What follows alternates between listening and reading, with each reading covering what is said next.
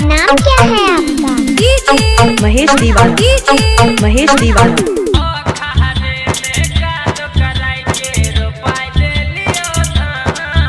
DJ Mahesh राज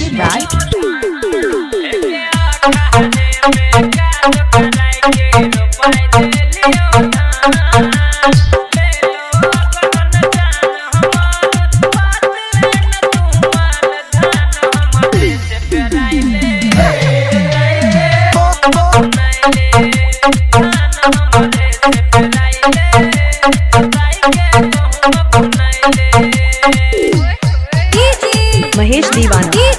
महेश दीवाना। DJ Mahesh राज बिशनपुर बाजार 5।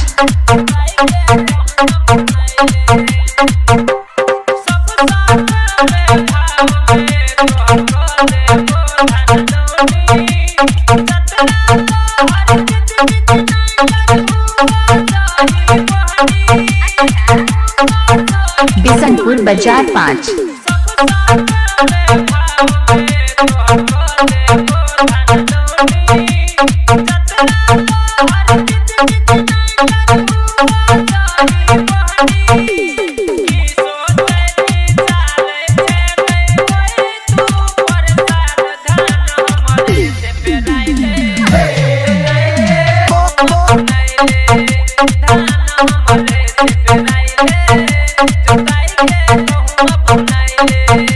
DJ Mahesh राज बिशनपुर बाजार 5।